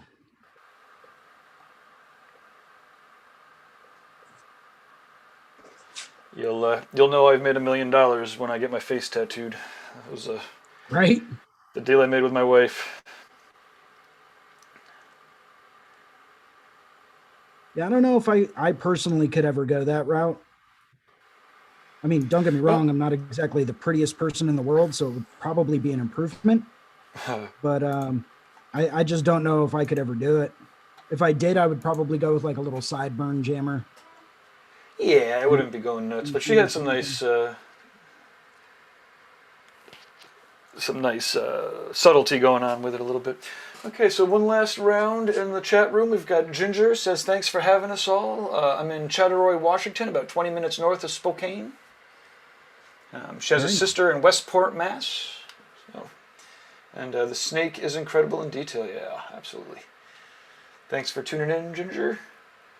Let's see, Atomic is in Marietta, Georgia. And hopefully we'll catch up with you and your kids later. It'll be fun to do the kids bio jam. Let's see. Saha asks on the YouTube, are you from South Africa? But that was Seth, I believe, is a viewer from South Africa. I was saying hello to him. Let's see. David DeLaRue, have a lovely day, guys. Thanks again for the live discussion. I'll be sure to join in the app community. Awesome. And that's the mobile app. If anybody that's made it this far in the videos knows that there's a mobile app in the Apple Store and also in the Android, and people are signing up. That's the best way to keep in touch with all of these streams. Okay.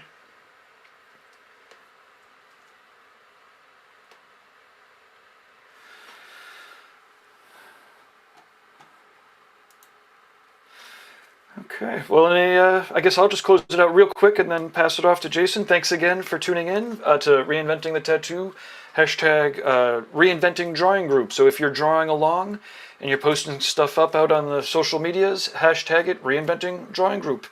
The next event that we have is also open to the public. It's happening tonight at 6 o'clock p.m. Eastern.